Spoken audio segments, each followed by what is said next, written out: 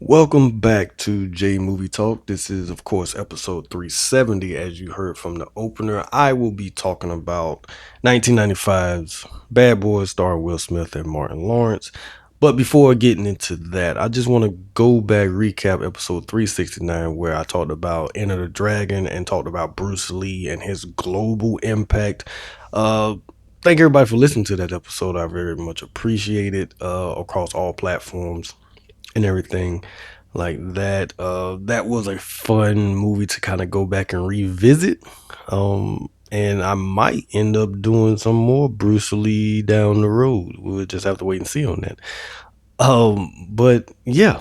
So getting into this week's episode, talking about Bad Boys, like I say, continued on with MayAction Month on the podcast, of course.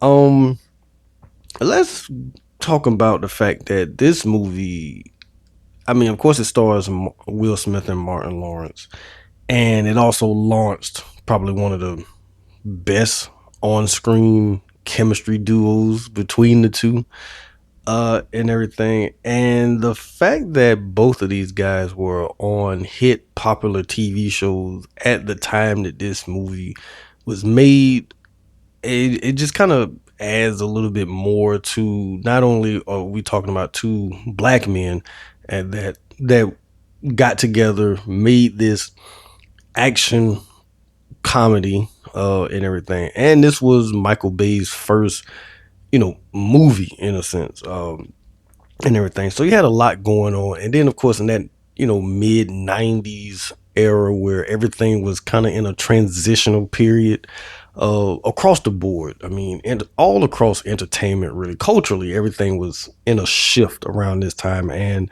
this movie is like right in the mix of that, and everything.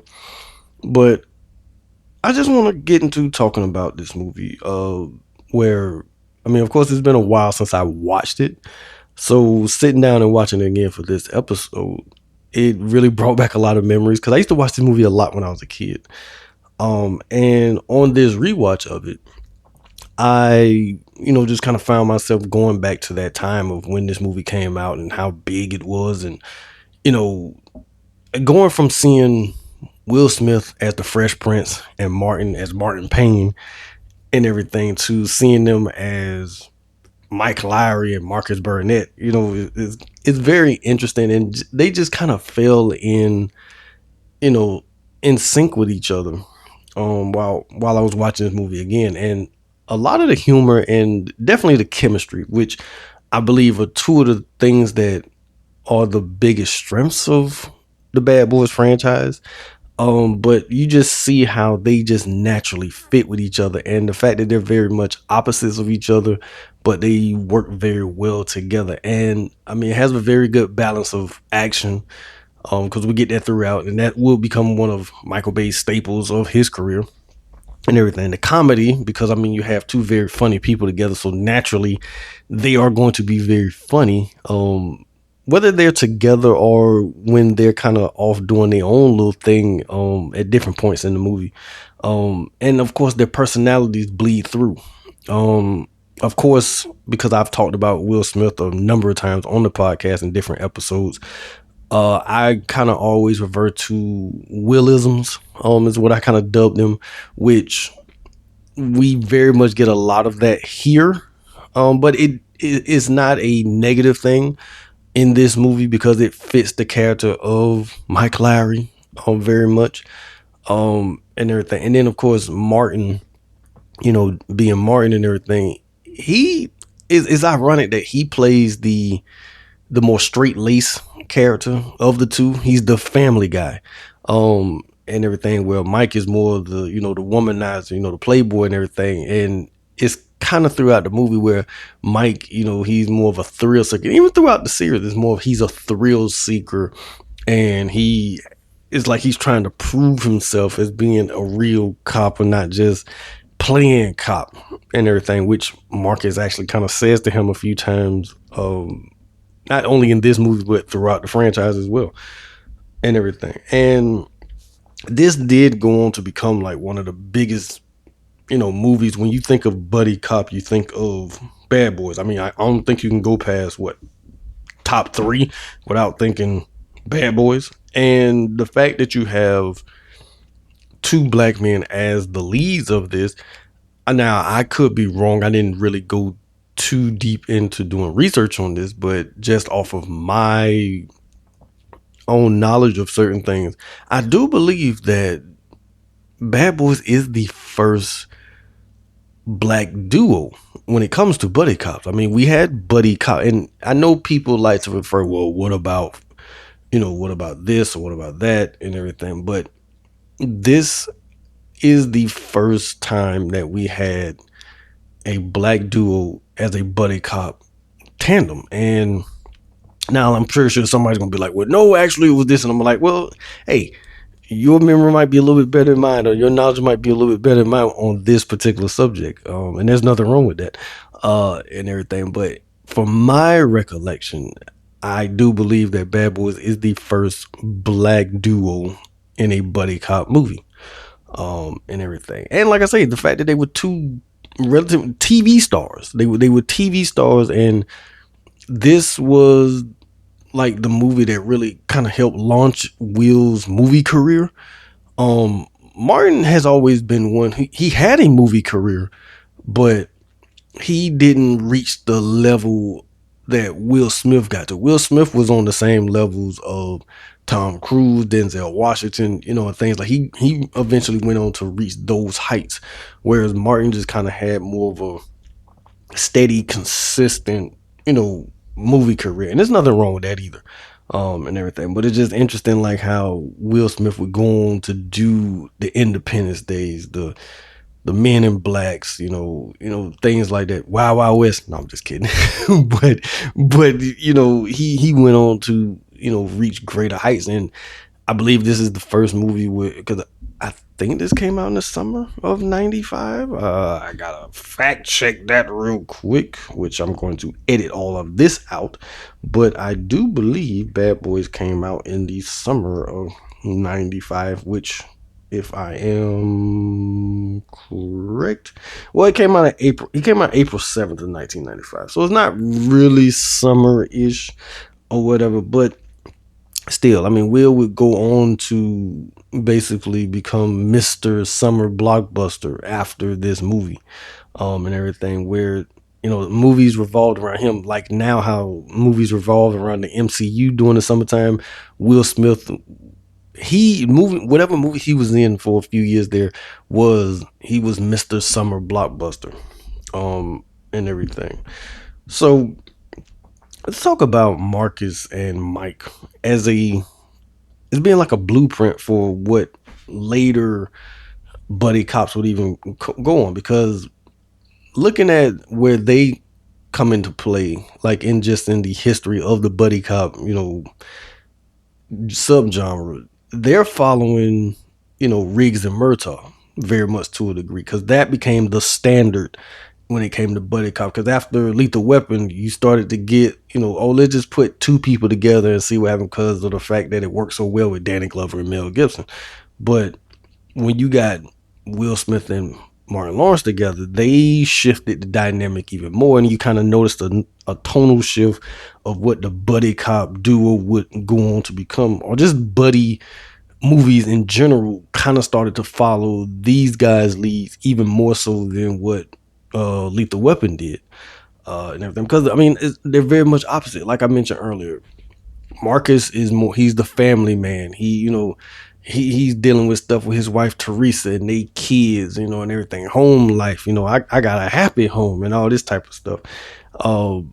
Whereas Mike is more, he's the playboy. He has his own place and everything. He got different women and things of that nature, which also kind of adds a lot to a certain plot point in the movie, because he's very much, has a personal stake in one of the murder victims in the movie. But they, like I say, but it helps because it gives a little bit different layer to just them as character, not just as the character, but also it just adds a little bit more to it, where you as a watcher kind of get more in you kind of get more invested in what they have going on. Similar to Lethal Weapon, like Murtaugh was the family man. I'm too old for this shit, type of thing. And he got a whole family. And then there's Reeves, who's just a madman running around, and everything. But as time goes on, kind of in similar fashion, Reeves kind of somewhat calms down. He's still a madman, but he kind of calms down to a degree and becomes a family man himself. Mike, to a lesser degree, also kind of starts to calm down to a degree as the franchise goes on, as well.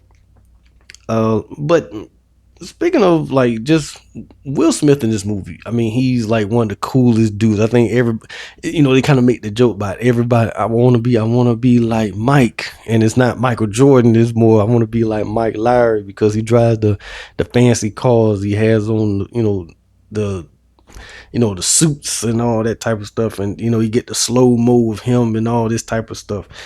Whereas, and he just the coolest dude in the world, basically. Whereas Martin Lawrence, his like I said, he just funny, and Martin just naturally funny. Will is naturally funny also, but Martin is, I would say, he's a little bit more natural because he can give you a look and it's like he's being dead serious, but it's one of the funniest looks, and he's like one of the few people I know of that can do that, where I'm giving you a dead serious look, but it's still hilarious because it's like he's saying so much with his eyes and stuff like that.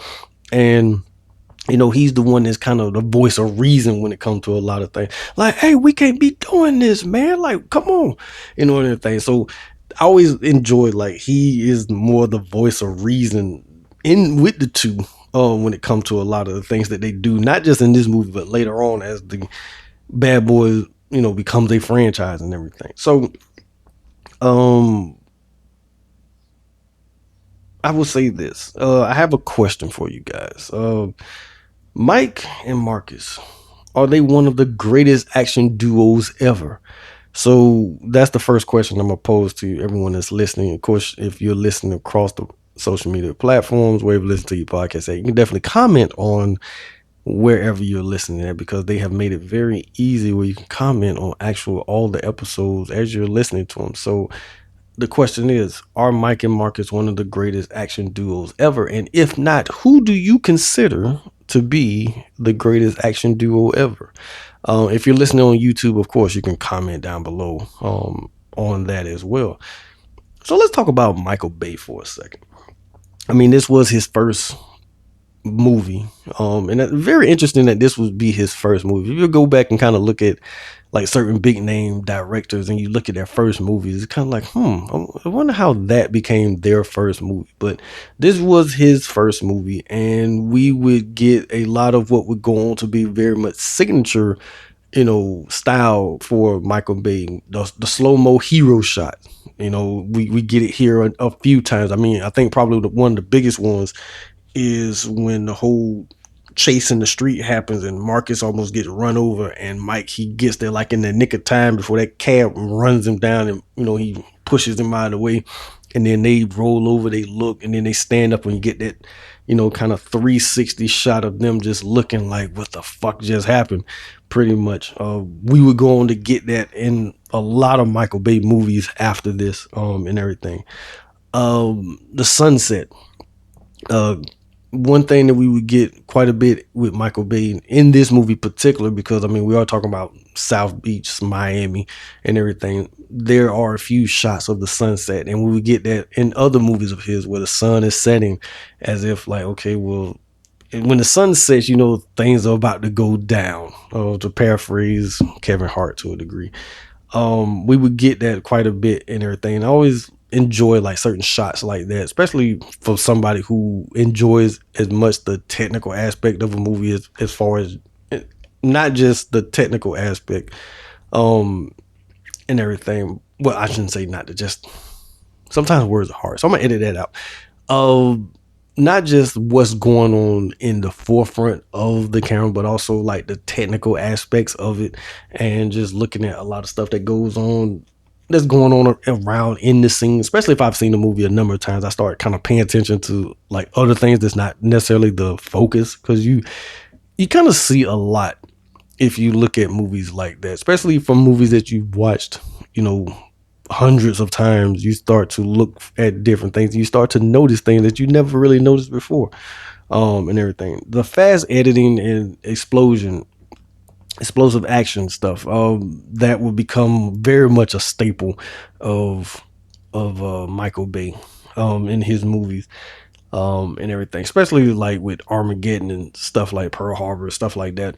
You're going to see a lot of that type of stuff with Michael Bay. Hell, Ambulance, more recently, kind of took me back to what this movie was to a degree, even though that is more like buddy villains, to a degree, but they have some, I would say Jake Gyllenhaal and Yahya Mateen, they have somewhat similar type of dynamic as Marcus and Mike to a degree, and everything, which I really enjoy Ambulance a lot more than I thought it was going to be. I was going to actually, and who knows, maybe I'll do that as an episode one of these days, and everything. But and how his style pretty much works, especially here, because like I say, this is the first time we're seeing it, so it was all brand new, it was fresh, it was something unique, and like I say, everything just came together very, very well with this movie. I think it's probably one of Michael Bay's best movies, not just as far as it being a movie, but probably one of his best directed movies. And the fact that it was his first big movie, also says a lot. And you can understand why he went on to have the career he went on to have, because this movie did, not only did it launch Will Smith's movie career, it made Martin more of a movie star, but it did launch Michael Bay to becoming the Michael Bay that, would later go on and do all these great, amazing, movies, and then of course Transformers, right? But and everything. So, staying on talking about the action stuff. I mean, again, staying with talking about Michael Bay and his action things and of that nature. The nightclub shootout is probably like one of the best parts of this movie, and how it starts with Martin getting jumped in the bathroom, which I always enjoy how that goes on, because there's a lot of tension in that moment, and you're thinking that it's going to come from one way, but then it turns into something completely different, and how he almost gets smothered to death with a damn plastic bag, and everything, and then the whole shootout in there, and then that turns into it's funny how the nightclub shootout turns into a high speed chase and everything, which is it seamlessly flows together, which I really enjoy. And that's like one of my favorites of the entire franchise, actually, is that nightclub shootout slash car chase that we end up getting. And then of course, I mean, towards the end of the movie with the airport, and everything, the shootout that's going on there, and then, which ironically too turns into a high speed chase at the airport. And I still do not understand how the hell Fouché did not die from crashing going like 80 miles an hour into that damn wall. But I mean, it's a movie, because I'm pretty sure in real life, if somebody lost control of a car, crashed into it, they would either be in very much critical condition, or they would have died on impact. But Fouché he's a tough villain, so he survives just to get shot down, right? Which I always kind of wonder if Michael Bay in a way was kind of pulling inspiration from the movie Bullet with the airport shootout thing to a degree. Because ironically, this came out the same year as Heat. But I don't think Michael Bay was looking like, this is what Michael Mann is doing, so I'm going to do that. No, but even though both movies pull with the whole airport thing, they do pull from Bullet with Steve McQueen, to a degree, and that's the reason why I said that. So if you've never seen Bullet, definitely check that out, which I saw a few years back on the podcast for Old School June, which I will say right here, just to kind of cut in, make an announcement on the podcast. Old School June will be returning next month on the podcast. So yeah, I'm bringing that back to the pod. So look forward to Old School June and the movies that I decided to go back and dig up and do for this podcast. with some old school stuff. I have one movie on my list that I'm definitely going to do for old school June, because it is a movie I've been wanting to watch for a very long time and I've never had a chance to watch it. And I feel like this is the perfect time to finally watch that movie. I won't say exactly what it is right now, but I will be doing a movie that I haven't watched before that I wanted to see for a long time for old school June.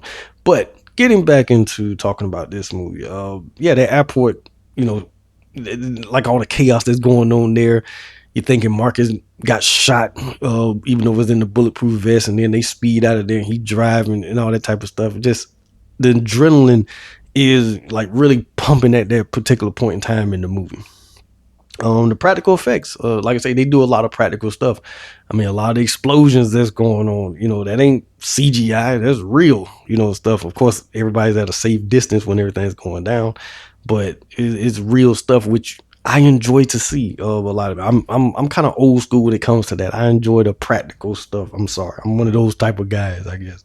And then too, how the movie it feels, and it feels like a bigger is better spirit of the 90s action, because that's what we started to get a lot of in the 90s. Like, I mean, if you look at Lethal Weapon and Lethal Weapon 2, which are 80s films, but then when you get to Lethal Weapon 3, which is in the 90s, it seems like the action gets a little grander within that franchise. Look at that 3 and 4, the action gets grander.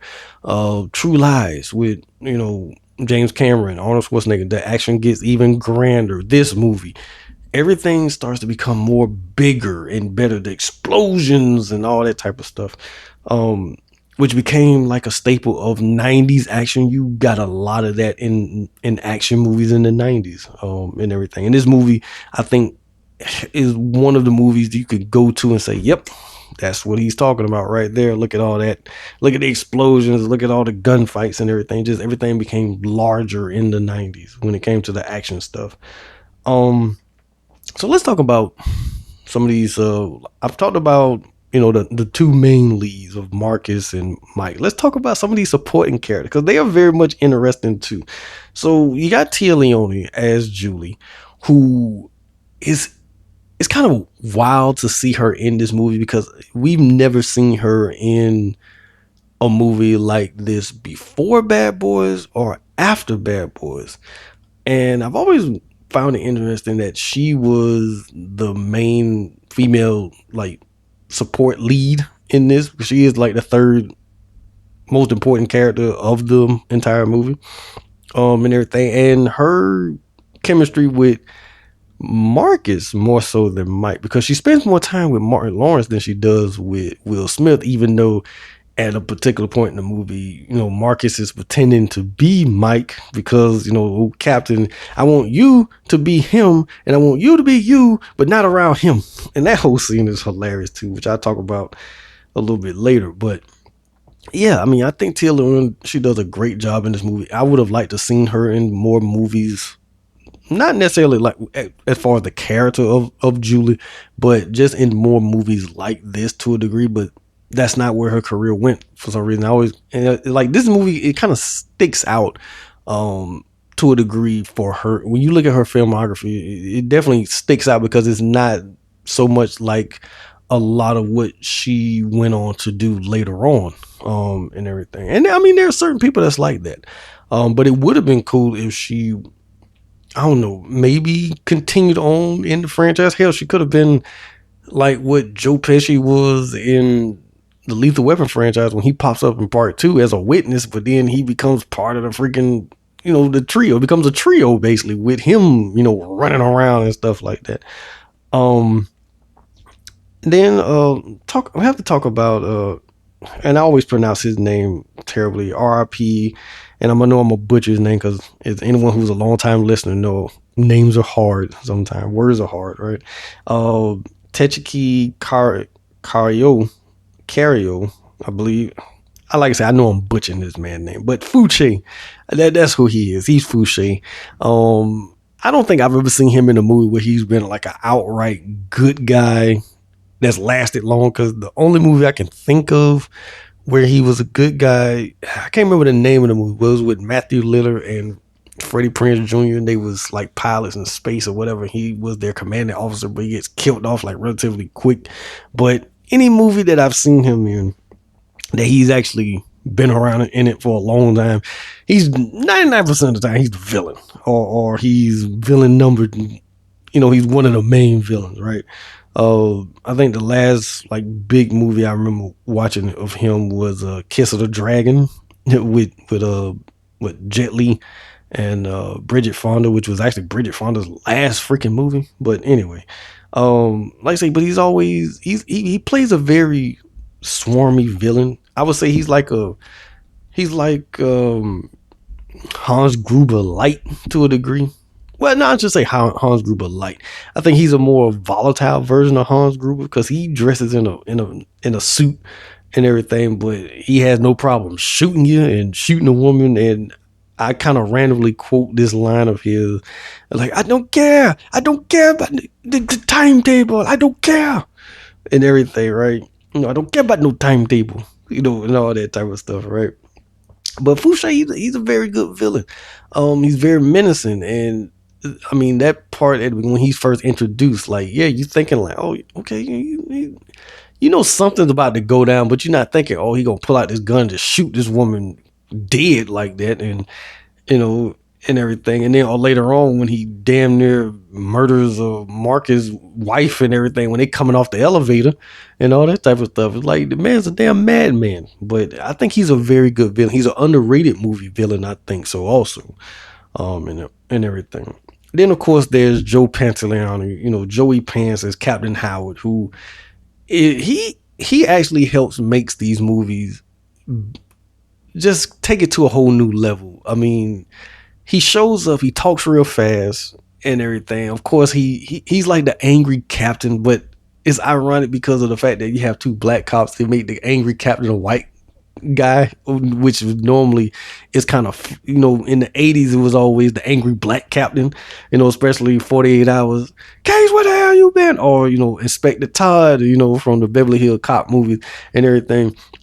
But here, you turn the captain or the like the chief or whatever, you turn him into the angry white guy and everything, which is kind of funny, but he works very well with them. And like I say, his character throughout the franchise as it progresses along is very good. And kind of hate what they did with him towards the end and everything. They kind of got him out the paint and all that stuff, but still, he added a lot to the movie. And in this first movie, like I say, he's not in it a lot, but the scenes that we do get of him are very well done. And I think he worked very well with Martin Lawrence and Will Smith as well. And he's one of those standout characters. I mean, you remember him as very much as you remember Will and Martin in this movie, as well. And they add a lot to, like, the supporting characters in this movie. They add a lot to it. I mean, Teresa Randall as Marcus's wife. She, even though she's not in it a lot, but you remember her quite a bit. Those two, the two kind of henchmen dudes that work with Fouché, the kind of skinny guy and then the older chubby dude, you remember them as well, and how they always bickering with each other, or the other cops, how they always kind of getting in friction with Marcus and Mike and everything. And like I say, just memorable minor characters. Hell, freaking Michael Imperioli shows Joe, come on, Joe, and everything. Nestor Serrano and Julio Oscar Muchacho, I have you said name, as the two, Hispanic detectives, always riffing with them and everything. Mark Helgenberger, like, kind of forget that she's even in this freaking movie and everything, and the history that she has with Captain Howard and all that type of stuff. Let's say you just have these small minor characters, whether they in it for a little while or even floating in and out of the movie, they're very memorable, and I think that adds a lot to what makes this movie great. In a lot of cases the supporting characters too. Let's talk about like some of the stuff that doesn't get talked about a lot, like the whole friendship and loyalty aspect of Marcus and Mike, because we realize they've known each other for a very long time and everything. And like they're friends, but they're also family, and they are very much loyal to each other. And the whole fact that Marcus gets it in his head thanks to Julie, you know, thinking that because she realizes that Marcus is not really Mike. And once she realizes that is when she starts screwing with him. And it gets him all amped up to where he starts thinking that Mike is sleeping with Teresa, especially on the phone where he's like, no, Mike, put it back in. And it was like, what? So of course Marcus crashes out and goes trying to sneak to the house and almost get, they had this whole damn WWE street fight in the front yard and everything.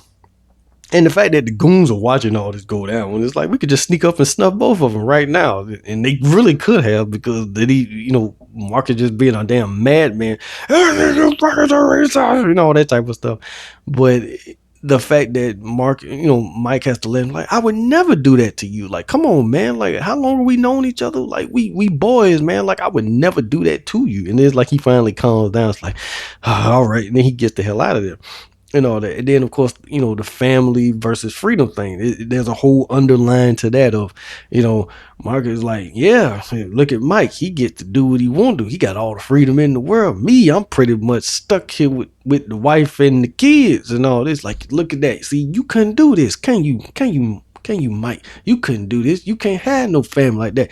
But Mike Larry just swinging away. He get to do what he want to do, type of thing. And I love that kind of, because it's almost like, okay, I mean, on the surface you can look at it and think that, oh, Marcus is jealous of Mike for being in that, but it's more so of like, no, dude, like, we the same age. I got a family. I've settled down. When are you gonna settle down? Type of thing. And I mean, as a kid, you kind of look at it one way, but then as you grow up and everything, and you start looking at it from a different aspect, you see it differently. And I always wonder, like, how did people see it when the movie first came out? Did they look at it as Marcus being somewhat jealous of Mike and the fact that he is stuck in a family, or is it the reverse of where it's like, no, dude, see, this is what you need to have. You need to have some stability. You need to have the family structure instead of just out there being in the wind the way you are. And then, like I say, that whole middle part of the movie when they pretty much switch identities, Marcus gets to see how it is to be Mike, and Mike gets to see how it is to be Marcus, and gets to be in their shoes for a little while. And I would say that Marcus is more uncomfortable being Mike, whereas Mike actually has no problem settling into the family dynamic and everything. When you would initially think that it would have been Mike to be the one to be uncomfortable, having the whole family dynamic, but it was really Marcus who was having problem being the single one, and everything.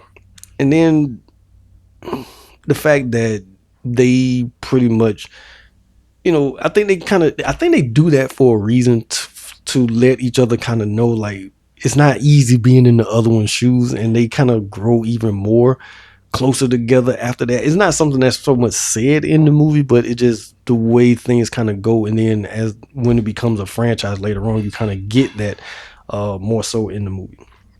So let's kind of talk about some other stuff real quick. So I mean, I've talked about buddy cop stuff for a while and everything. And when you look at in comparison, like I even said earlier, in comparison to like Lethal Weapon, Lethal Weapon is a true definition of a buddy cop movie, and everything. I know 48 Hours always get referred to as a buddy cop movie, but there's only one cop, and they are not friends until the very end of that freaking movie, and everything. But they are a buddy duo, and very much opposites and everything. And then of course there's Rush Hour. Now that is a buddy cop thing because they become friends, I would say, throughout the movie. They're kind of at odds, but then they become friends after they go through all the nonsense and everything. So in a way, 48 Hours is almost like a combination of Lethal Weapon and 48 Hours, where they're not friends for majority of it, but they become friends by the end of it, to a degree. And Bad Boys, it fits very much in, in the confines of what a buddy cop movie is. And it's, like I say, it's definitely one of the top tier buddy cop movies. Michael Bay. Why does this remain one of his strongest films? I think this was before Michael Bay kind of started spewing off into certain tangents or started leaning into certain things that started to kind of rub people the wrong way. Certain things, like I say, is he a good filmmaker? Yes, I will never say that he's not, because we've seen him make great movies. But I think like quite a few filmmakers, especially ones who are like him and have those larger than life type personalities, he tends to lean on the extremes of what made him successful more so than kind of staying level and everything. I mean, it's kind of hard to explain it to a degree, but for anyone, if you've watched enough of Michael Bay movies, you kind of, if you watch them and watch them in the order that they came out, you start to notice at a particular point in time, the stuff that made Bad Boys great, he started to lean into, a lot of the extremes of what made this movie successful and everything like that. Pretty much. And then of course, the '90s action versus modern action. I mean, when you when you kind of, it's kind of hard to compare the two, and I try to do my best to not compare, but in a lot of ways, without the '90s stuff, we don't get a lot of what we get today. Just like from the '70s, you don't get a lot of what you got in the '90s, to a degree. So um how, looking back at it, you had a lot of personality, like the driven stars, like I say, Martin Lawrence and Will Smith, they were TV stars at that particular point in time, and how they became movie stars based off of this particular movie. Whereas now it's more franchise based. And it kind of doesn't matter if you have big name stars, because the franchise is the selling point, more so than the actual people that are in it. Like, look at Lethal Weapon. Like, Danny Glover was a movie star. Mel Gibson was a movie star. They made the franchise. You went to see Lethal Weapon because it was Mel Gibson and Danny Glover. Now, with certain action movies, you are big, especially like the MCU. Are you necessarily going to see because of someone particularly is in it, or are you going to see it because the franchise is as huge as it become? And I think we've kind of gotten away from, the characters, like in Bad Boys or like in Speed, um and everything like that. You went to see because of the character a lot of times, not just because it was a franchise. And I kind of wish we would get back to that um formula to a degree, but I don't think that'll ever happen. I think the franchises and the IPs have become so huge and everything that those are the things that keep the people coming back and returning more so than who's in it. Hell, you could put me in, a MCU movie or whatever, or something like that that's already established, and you're not coming to see it because of me. You're coming to see it because of, oh, it is a part of XYZ, or it is XYZ type of thing. Um and everything. And that's kind of unfortunate too, because I mean, we've lost a lot of I want to say, like, personality when it comes to action type of movies. For the most part, we don't get the action movies, like we don't get the Van Dams.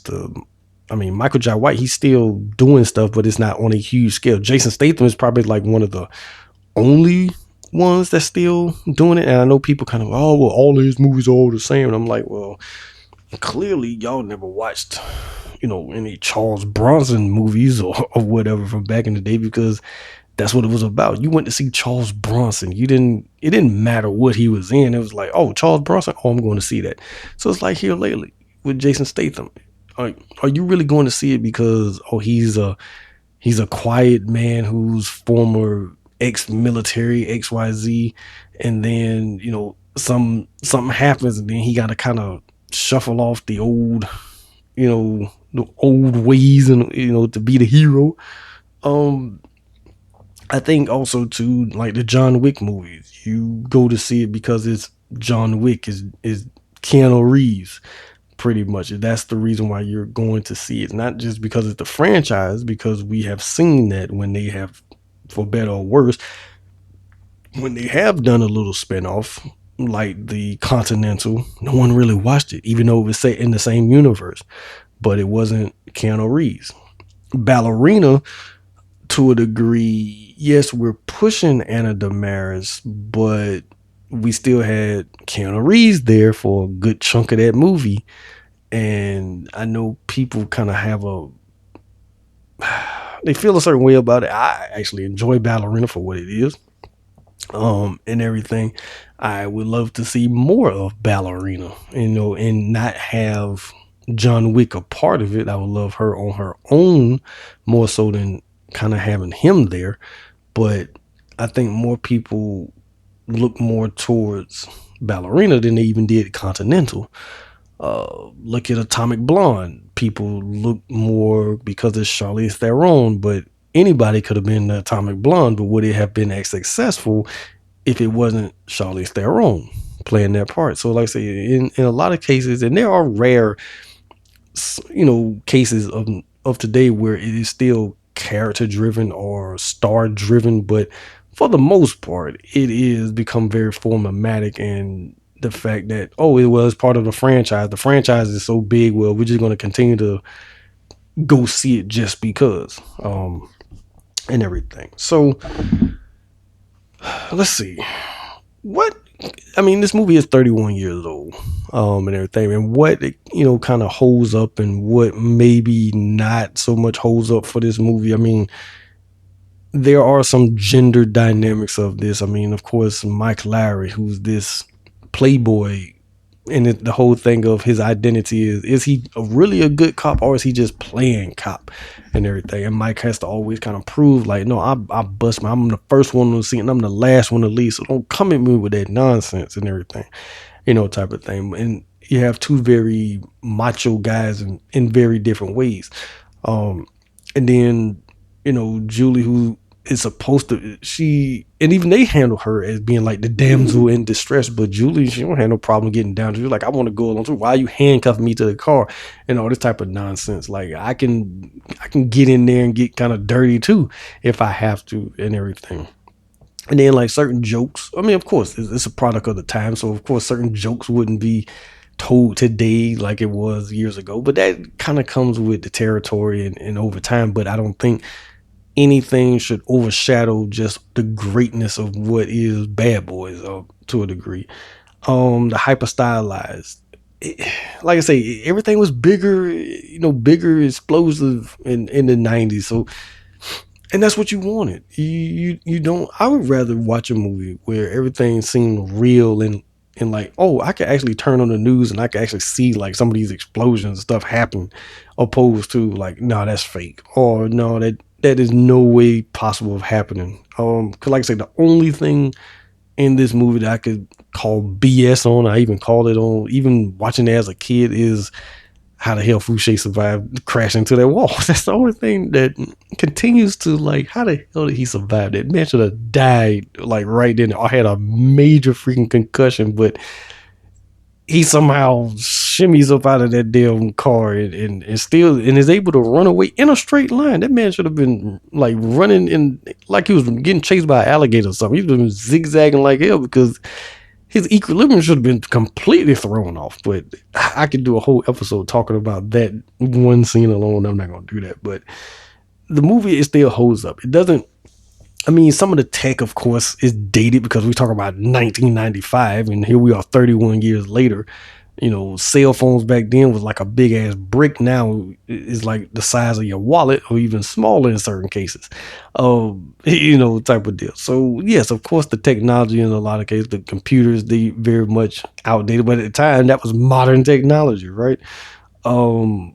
And then of course the chemistry and the charisma, I think, is one of the biggest things that makes this movie what it is. Because without Martin and Will's chemistry and how they play off of each other and play off the other characters, if that was not good, this movie would not work, and we would not be 4 movies deep into this franchise, pretty much, and everything. And before I wrap things up, just to say why this movie still matters, I feel like Will Smith, like I say, this movie is where his movie career kicks off. Yes, he had been in a few movies before this, but this was like his, I won't say debut, but I would say his introduction to a bigger scale of audience, and even more so than what the TV show was, Fresh Prince. This brought him to new heights, and that's why his movie career kicked off. Because from here, he just hits the ground running, and he never really looked back, and everything. The man's a what, three-time Oscar nominee, one-time Oscar winner, and everything. He's had a very hell of a good career, and everything. Martin Lawrence, you can't sell him short either. He's had a very good career as well, uh, and everything, to a lesser degree of what Will Smith was, but still very successful with the movies that he's been a part of, and everything. And I mean, it showed that Martin could carry a blockbuster. That's why you started to see him show. I mean, he does Blue Streak. He does what's the worst that could happen with him and Danny DeVito. Just, I mean, life with him and Eddie Murphy. Comes out after this. All this stuff comes out after this movie, and it showed like, no, he can be the lead. In certain movies as well, and that's what was dope about this movie, is that you had two guys who were primarily known for TV stuff that stepped into this movie, an action movie at that, and they worked very well together, and they both went on to have very successful careers, but also too, they returned back to these characters every so often, and you just see like the growth within the characters, but also the growth within the two men that portray these characters as well. Um, and then of course they created one of the best and probably most beloved, you know, buddy duo relationships, and everything. I would put Mike Lowry and Marcus Burnett up there with the Riggs and Murtaughs, as far as duos, or the Carters and Lees from Rush Hour. I put them up there just right alongside those guys, and everything. So of course, I mean, I didn't go scene by scene to talk about this movie because, like I said, the movie's 31 years old and everything like that. And I'm pretty sure a lot of podcasts have talked about this movie, and I didn't want to be one to just kind of rehash on stuff. There's certain things I want to talk about the movie, certain things that I just kind of want to talk about in relation to the movie. But before I get out of here, of course, I always ask more questions towards the end. I asked the one big question earlier, but I have a few more. So here are some questions for you guys to check out. Are Mike and Marcus the best buddy cop duo ever? And if not, who is? I think they're top three. I wouldn't necessarily say they're the best. I still hold Riggs and Murtaugh just a little bit higher than both of them, but they're definitely top three for me. But like I say, if they are not your favorite or best ever, who would you consider to be the best ever? Who's your personal preference when it comes to that?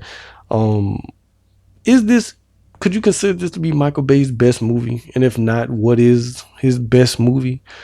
Um, I think this is definitely up there as far as being his best movie. I enjoyed it a lot. It's probably one of his more older movies, his movies from the 90s, I should say, that I probably revisit the most, even more so than Armageddon, which I used to watch that movie a lot as a kid.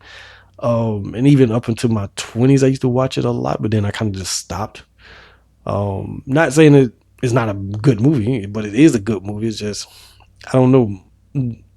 I like Deep Impact just a little bit more, since that's the other, you know, end of the world type movie or whatever. But I enjoy Deep Impact just a little bit more than I do Armageddon. But Armageddon is still great. But he's made a lot of good movies. And as I mentioned earlier, Ambulance, I felt like it took me back to this era of Michael Bay. And it'd be cool if he kind of went back to this particular era of Michael Bay making movies. Uh, and then, of course, which Bad Boys movie is your favorite? Even though this was the first movie, and this was at the time, we didn't know we was going to get a second one that came out a few years later, or we didn't know we was going to get a third one or a fourth one, decades later, right? But which Bad Boys movie is your favorite? This one to me is still my favorite, even though the second one probably has my favorite scene of the franchise, which of course is the shootout at the Zopound's house, just because of how that rotation of the camera and just how everything is going on in that scene. I think that's my favorite scene of the franchise. But as far as the overall movie, the first Bad Boys is still my favorite. and everything. And I enjoy the third and the fourth one as well, but there's nothing like the original, I should say. So, of course, I want to thank everyone for listening to this episode. Of course, you can find me across all social medias, whether it's on Threads, I'm on Facebook. I still haven't really got the Facebook page popping for J Movie Talk, but I will be doing a little bit more over there as well. But you can definitely follow me over on Facebook at J Movie Talk as well. On Threads, I'm at the J Giles. On Instagram, it's JMT Podcast. And then, of course, you can find all of the TV Zone all of the J Movie Talk episodes are part of the TV Zone Podcast Network. Wherever you listen to your podcast, just type in TV Zone Podcast Network and you find us like that. Of course, you can find all the Movie Talk episodes over on YouTube. The YouTube channel is starting to grow a little bit more, so I very much appreciate that.